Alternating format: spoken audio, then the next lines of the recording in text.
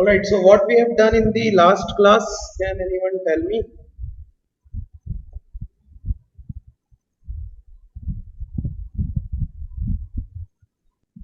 Anyone in the class?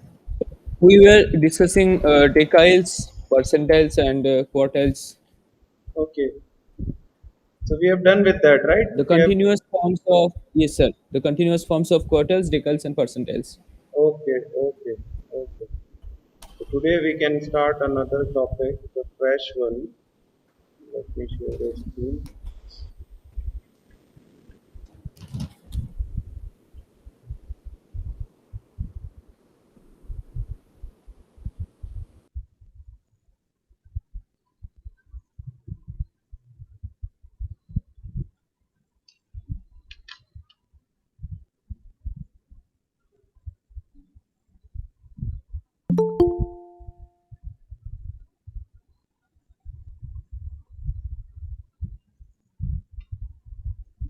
Okay, I hope the screen is visible. Yes, sir. Yes, sir. Yes, sir. Yes, sir. Yes, sir. So today what we are going to understand or what we are going to discuss, it is measures of dispersion. Now, before jumping onto the theoretical part and then coming on to the numerical part, let us understand that what in general do we mean by dispersion. See, in measure of central tendency, what we have done, we have calculated the mean, median, and mode generally. So that particular mean is giving me an idea about the entire data series. What do we mean by measure of central values or central tendency in general is that we are trying to find out a single value or a single variate which can represent the entire data and which can give me an idea about the entire data. Abhijit, what is this jam file?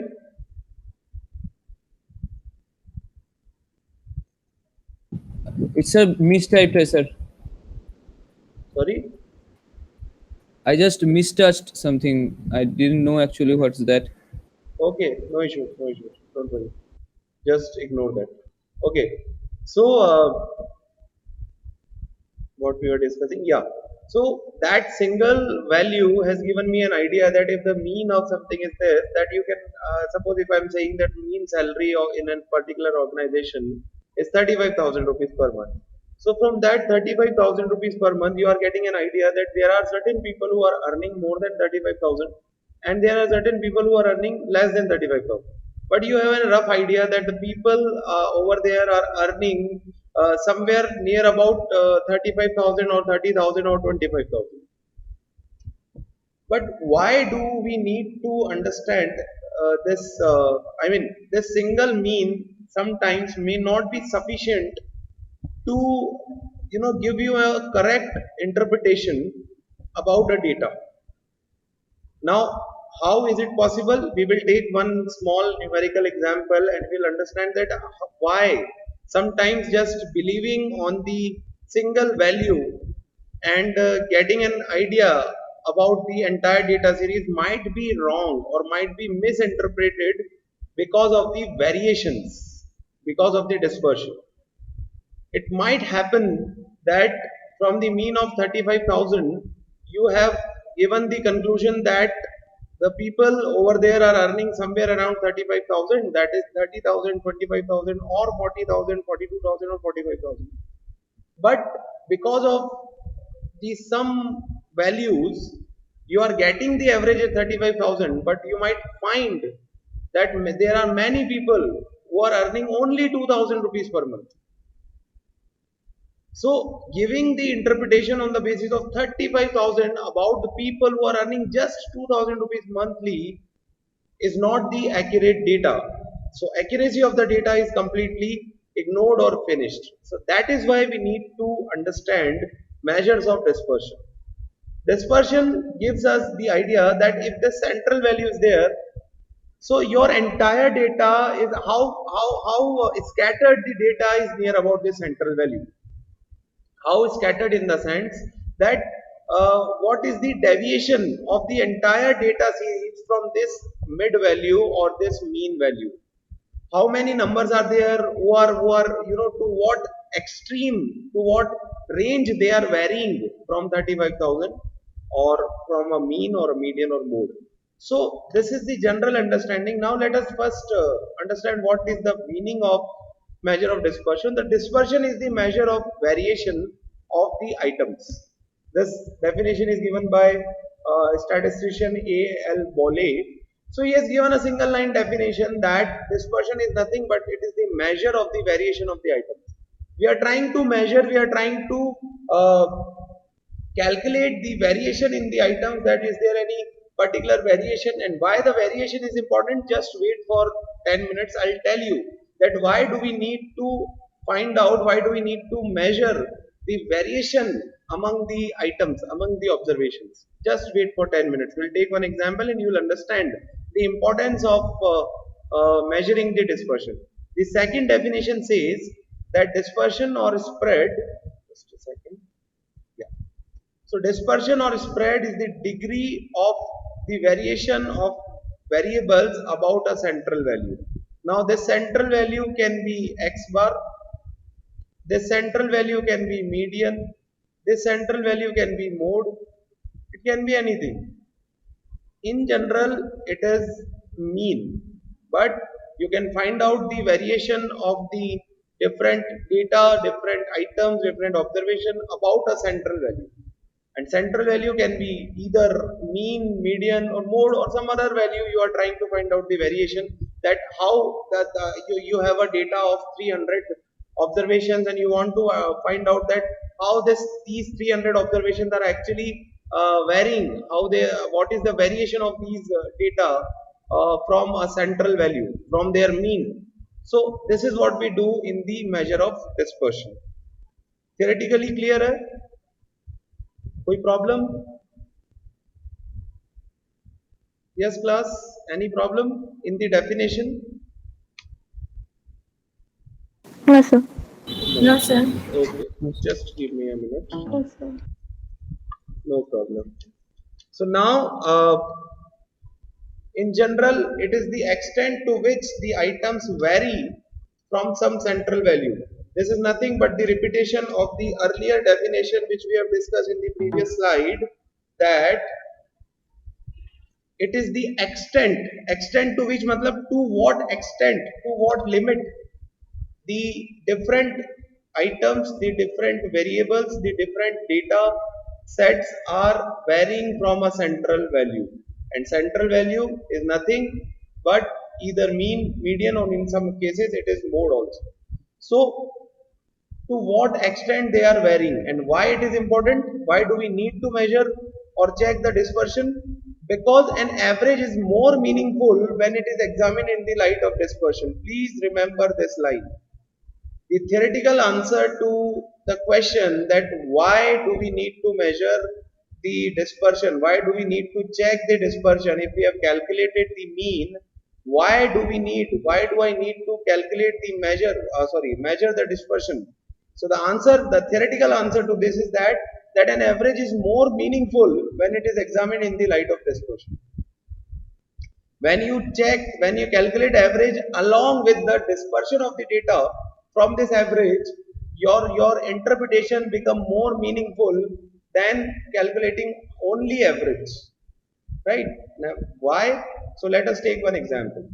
So suppose we are talking about three organizations A, B, and C, and we have taken some data of, let's suppose, 5 employees working over there, and their salaries are like let us take 10,000, 15,000, 10,000, 15,000, and let's suppose 10,000.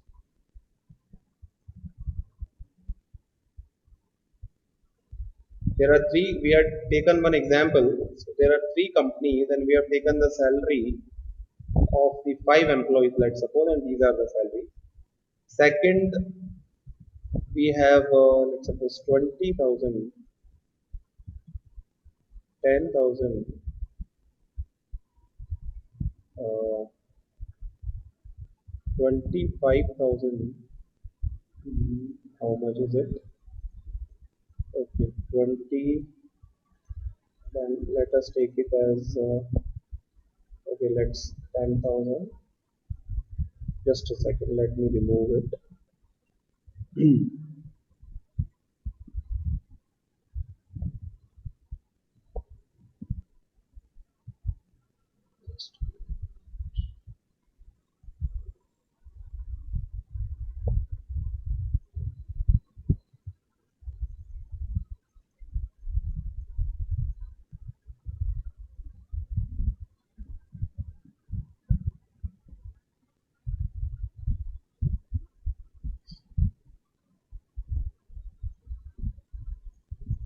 So let's suppose this is 10,000.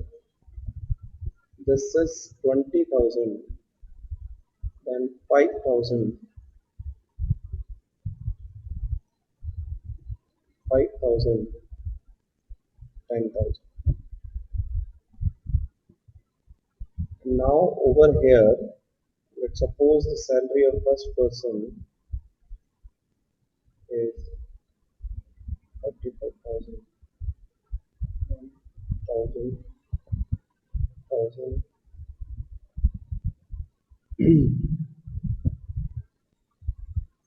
I hope the screen is visible. Yes, sir. Yes, sir. Yes. Okay. So now there are these three groups and we have some data. So calculate the average of all these three groups. What will be the average of first group, group A?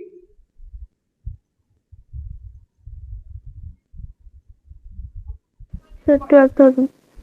Sorry, 12,000. 12,000, sir. 12,000. Okay, just a second. And 15, 30, 50, 60, 12. And what about this? The B Sir, group? 10,000. 10,000. 10,000. 10,000, sir. Let us make it complete. Now, 36,000. now calculate the average. Again, this is 12,000. What about the average of the group B? 12,000. 12,000. And what about the average of the group C? 12,000. 12,000. That is why I have just, manipulated the data because I wanted the average to be same for all the three groups. So now you just check that if I say on the basis of average,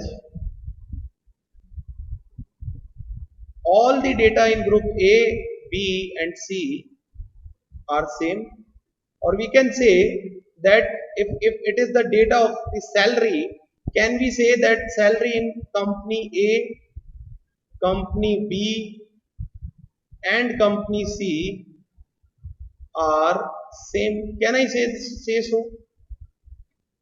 That employees in company A, company B and company C are earning near about the same salary because the average is same 12,000. So can I say so? Yes, sir. I'll say so, right? Because By judging the average, we can say so.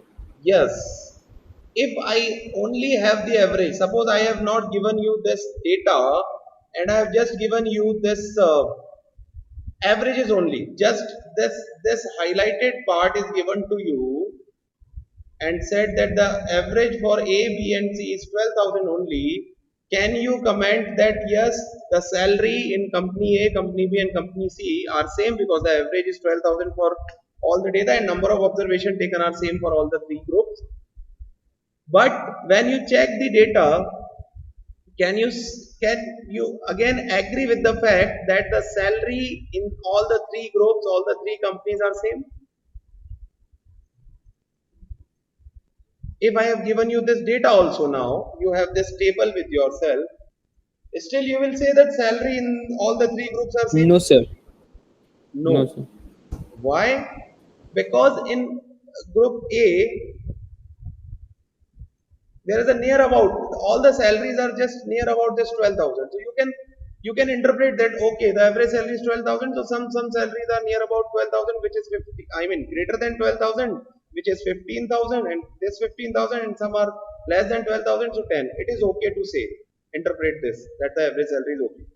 Over here also it is slightly deviation, but 20, 20, 10, 5, 5, you're again okay. But what about this?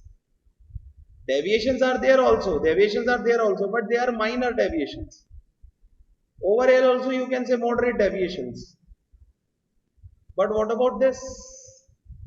There are 4 people who are not even earning more than 2,000, and just because of a person's salary which is 55,000, you have interpreted that, okay, so some people are earning less than 12,000 and some people are earning more than 12,000. So there is a huge gap. If we talk about this C series, if I go with the gap is quite high. And over here also this is quite high. But when you check the gap over here from the average, it is really low.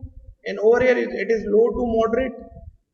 Are you agreeing with the fact? Am I making sense? समझ आ रहा है कुछ? Are you getting the Yes, point? sir. Yes, sir. Yes, sir. Right? Yes, sir. This is what we need. That is why we need the calculation, the interpretation, the measurement of dispersion.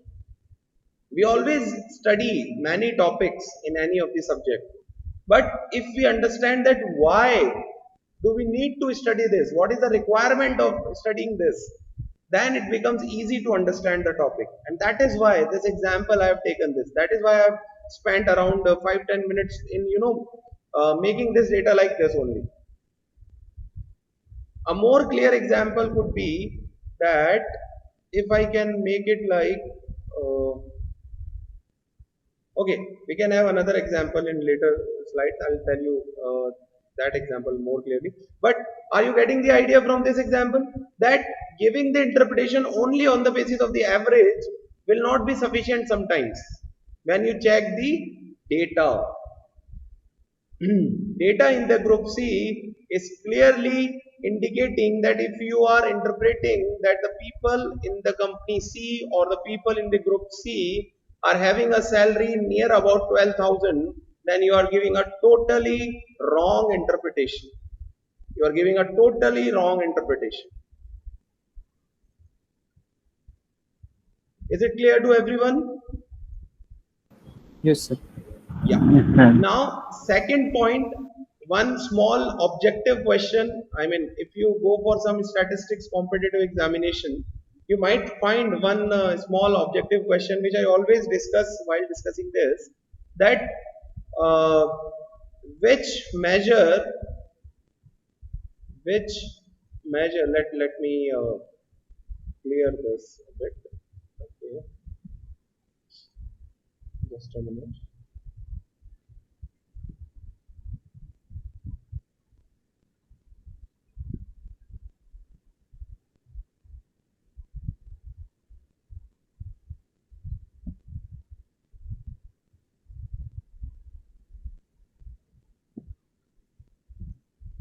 Okay, right. So the question is that which of the measure of central values is affected by extreme values? A, mean. Second, sorry, B is median. Third is mode. And fourth, none of the above.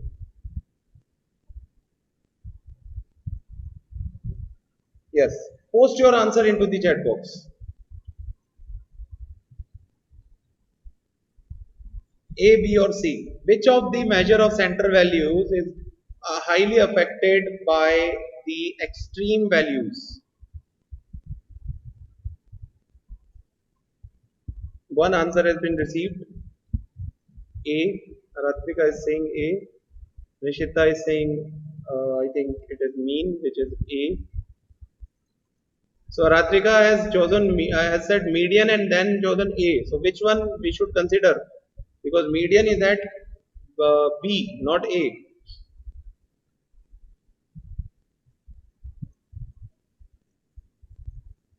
Okay. So there are, I mean, mixed kind of an response. People are saying mode also,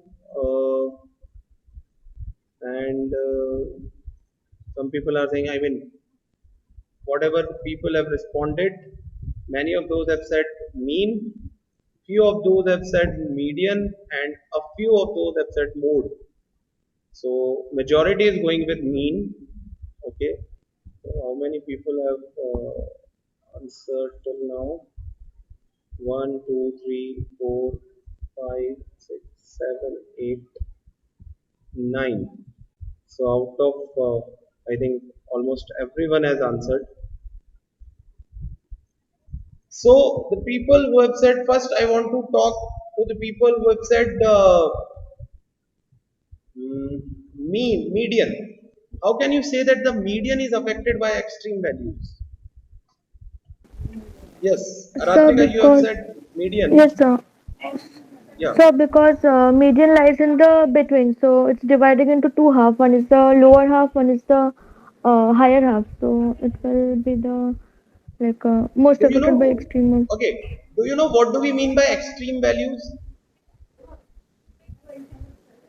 So the upper point and the lower point. Exactly. The lowest value and the highest value. So the effect of the lowest value and the highest value will be on median, mode or mean. The people who are saying mode, can you give me your understanding that why you are saying that the mode will be affected by the extreme values? Anyone who has said mode can unmute yourself and say that why do you think that the mode is the one which is the highly affected by the extreme values? Yes, that's a typical or center value in the distribution. Sorry, Anurag, I am not getting your voice. Indicates the typical or center value in the distribution. Mode, what is mode? Mode is the highly observed item, highly observed observation in the data. So the frequency is there. Highest frequency, you will consider it as mode in general. Extreme values has nothing to do with that. Right? So please understand why I have asked this question and asked you guys to answer, and I am happy that all the people have answered. Whether it is right or wrong doesn't matter. The right answer to this is mean. Because you can yourself observe from there. If this is the thing, if I check the extreme values over here, the lowest value is 10,000 and the highest value is 15,000. Over here, the lowest value is 5,000 and highest value is 20,000. In the third group, the lowest value is 1,000 and the highest value is 55,000. Although I have just set the data like this, but let's suppose if I change this to 0, mean will be changed or not? Yes, sir. Yes, sir. Right? But if you take the median when it was 1000 and you take the median of this, whatever the median is, and if I make it 0, do you think median will be affected?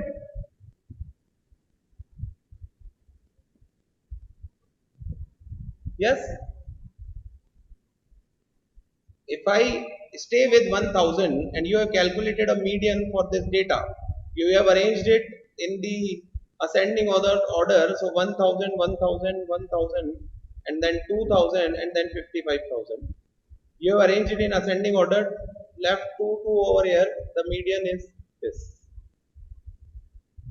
Now if I remove this 1000 and put 0 in place of this, so 0, 1000, 1000, 2000 and 55,000. Let us talk about this series only. So in the first case, when it was 1000, 1000, 1000, 2000 and 55,000, what was the median? It is 1000. What was the mode? It is 1000. Highest frequency. What about this now? Median is still 1000? Yes or no? Yes, sir. Yes, sir. Yes, sir. 1000. Yes, sir. sir. Mode is still 1000? 1000. But what about mean? Is it still It 12,000? will be affected. Is it still 12,000? No, No. No, sir. it is not. No, sir. Yes. What is the impact? No. We have changed one extreme value and we have put 0 over there. You can do it with like this also. You just change this 55,000 to 25,000. Still the median will be same, mode will be same, but the only thing which will change is mean. So that is what I mean by this question. The question is quite simple. But if you understand the concept, you will get to know that yes, why it happened that mean is highly affected by the extreme values. Extreme values is the lowest one and the highest one. There is no impact on mode, there is no impact on median. But if you change the extreme values, the impact will be on mean only. And that is why this case, this ABC, it is happening. We have just changed the extreme values. The average is same, but if we are giving the interpretation only on the basis of the average, that the people in all the three groups are earning overall the same salary, we are wrong in the interpretation when it comes to the data of the group C. Because group C data, just because of one person earning 55,000 per month, the average is coming out to be 12,000, which is far away from other 4 people. Because other 4 people are earning 1,000 or 2,000 only. So there is a huge gap, huge deviation of 10,000 with the 4 people. So interpreting the entire data only on the basis of one central value sometimes might not be accurate, might not be advisable. We should check the deviation in the data, the dispersion in the data, and that is why we are studying measure of dispersion. I think from last 30 minutes, whatever we have discussed, you have got the idea that yes, why do we need to study measure of dispersion and why do we Yes, sir. study measure of dispersion, right? Yes, sir. Okay. Yes, Yes, sir. sir. So let us move ahead. What do we have over here? Okay. Again, the one theoretical thing, significance of measuring dispersion. Why do we need? Because to make a comparison between 2 or more series with regard to variability. Comparison like this. If you want to compare A, B and C and you are just taking average, you will say there is no deviation. Both the 3 series are same. But in order to compare the things, that what is the difference between A and B, what is the difference between B and C, the data under these 3 groups, you need to calculate the measure of dispersion. So in order to make a comparison between 2 or more series with regard to variability, we calculate measure of dispersion. Then to judge the reliability of an average, again the example is same. Whether this 12,000 is reliable or not, it will be decided by measuring the dispersion from this 12,000. If the dispersion is quite low, we can say yes, you can rely on this 12,000, because when we will be calculating the measure of dispersion, you will check that the dispersion in group A and group B is quite low in comparison to group C. The variability in group C is quite high. You will also get an answer for variation.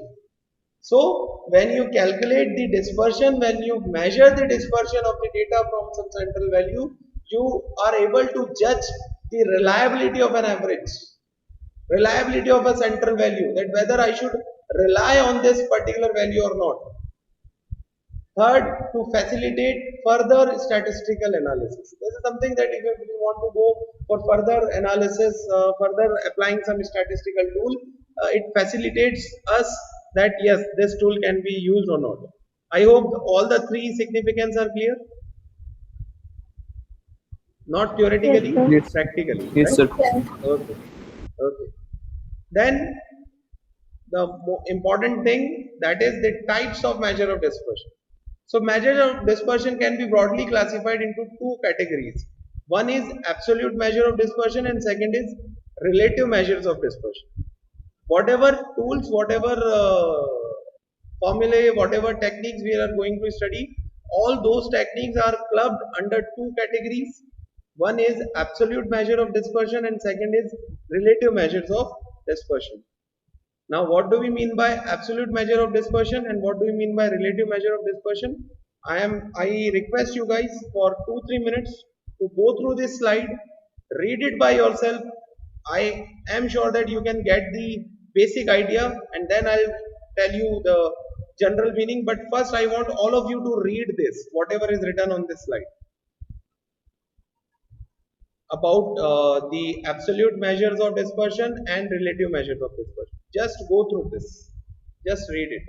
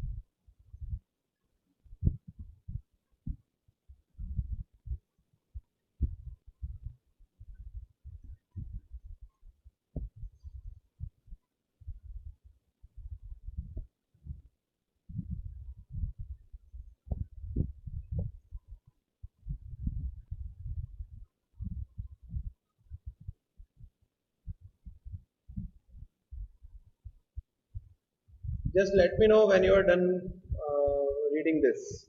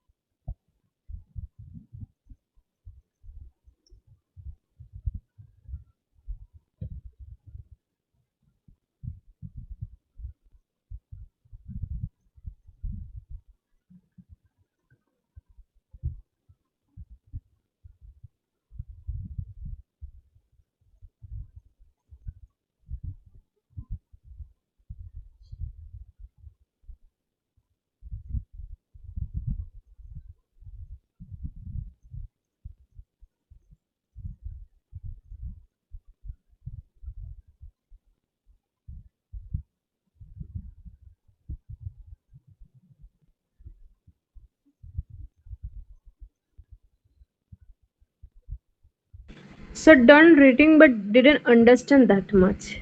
Okay, no issues. Such same here, got no idea about it. Okay, no issues, no issues. Yes, sir. Done. Okay. So absolute measure of dispersion and relative measures of dispersion. Absolute measure of dispersion is saying that these can be expressed in the same statistical units in which the original data is expressed, like rupees, grams, meters, etc. From this line, I am getting only one thing, that absolute measure of dispersion can be expressed in some units, maybe rupees, grams, meters, kilometers, etc. This can be used to compare the variation in two series only when the variables are expressed in the same units and of the same average size. So absolute measure of dispersion, whatever techniques we are going to study under absolute measure of dispersion, like range or the quartile deviation, and there are standard deviation, there are so many other techniques. So whatever technique we are going to use under the category of absolute measure of dispersion, those techniques can only be used when you are comparing the data in which the variables are expressed in the same statistical unit and are of the same average. Like in our example, there were three groups A, B and C, and if you try to compare those by using the absolute measure of dispersion, we are saying salaries. All those five are the salary of different people under three groups.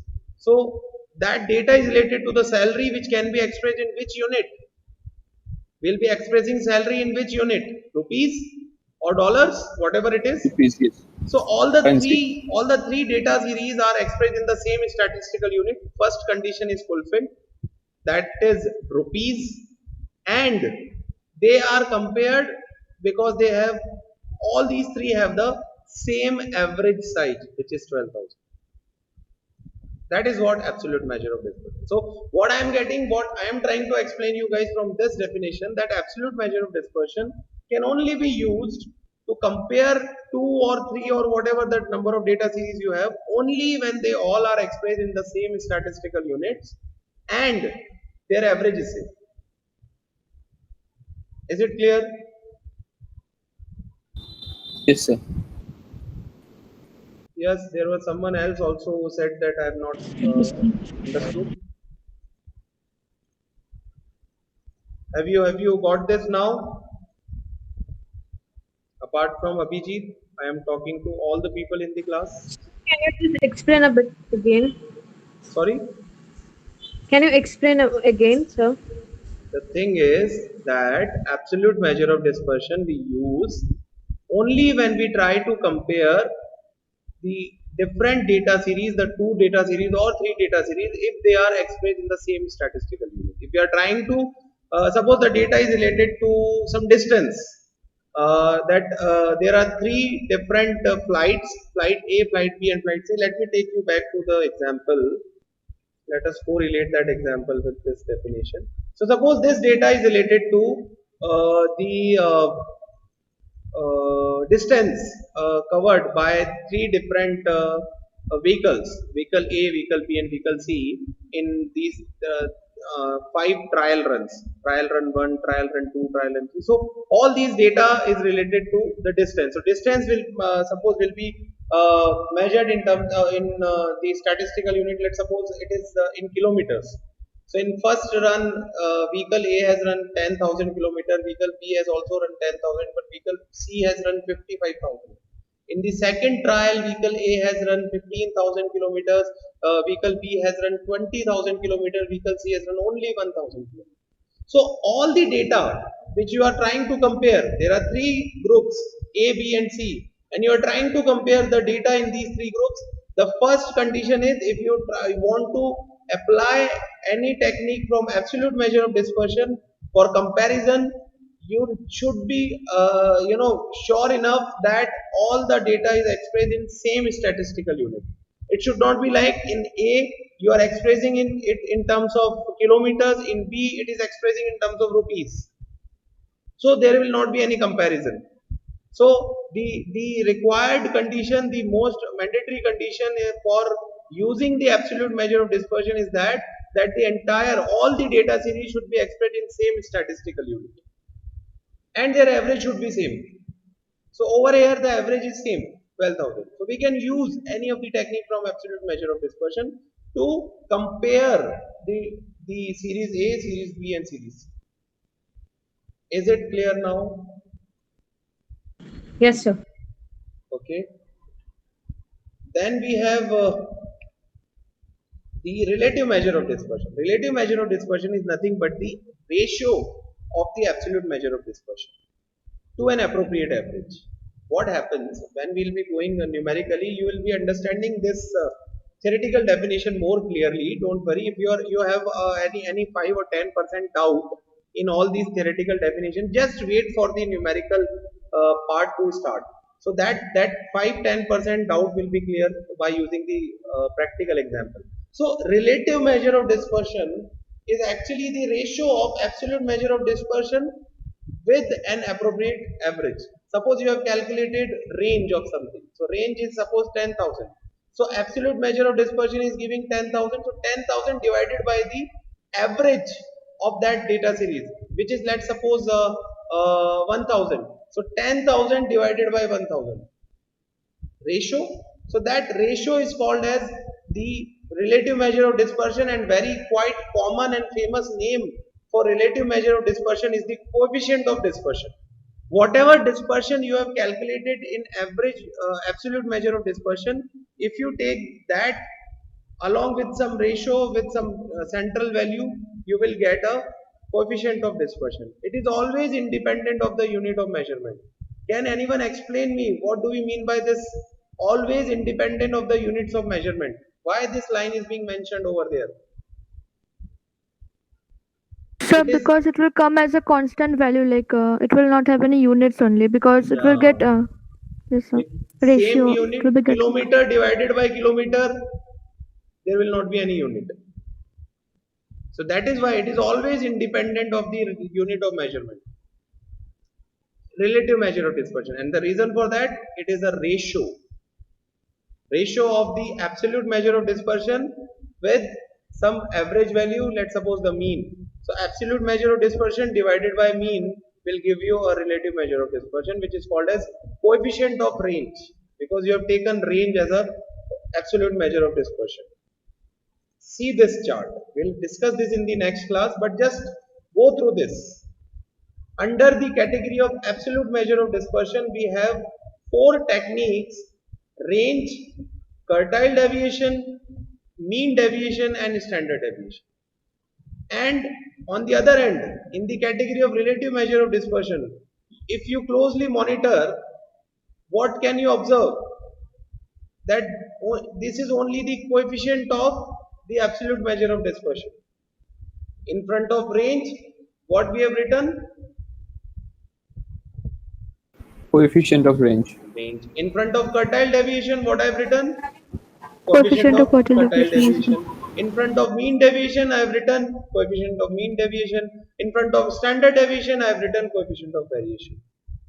So the general meaning is that under the category of absolute measure of dispersion, we do some calculation, and for that calculation, the mandatory conditions are 2. That is, the data should be expressed in the same statistical units, and second, the average should be same.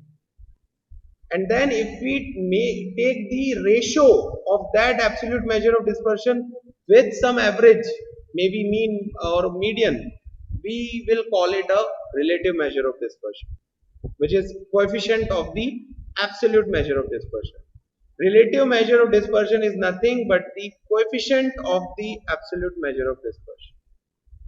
Am I making sense? Are you guys clear with the fact? Only Yes, theoretically, not sir. numerically. Don't worry about numerical things. When we'll be jumping onto the numerical ones, you will clear all your doubts. But theoretically, is it clear with all of you? Yes, sir. Yes, sir. Okay, good, good. So we will, stop it over here for now, and we'll continue this in the next class tomorrow. So meanwhile, you just revise it, and the class recordings are available on the YouTube channel. So whosoever has just joined it from last 1 or 2 classes, they can visit that, and I'll be posting those links onto the Google Classroom also, so you can just revise that. Still, if you find that something is not clear, you can always discuss it in the class the previous classes, we can solve your doubts. No issues, right? So thank you so much.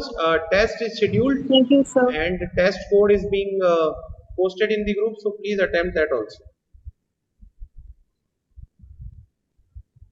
Okay, sir. Thank you, sir. Sir, thank you, sir. Thank you, sir.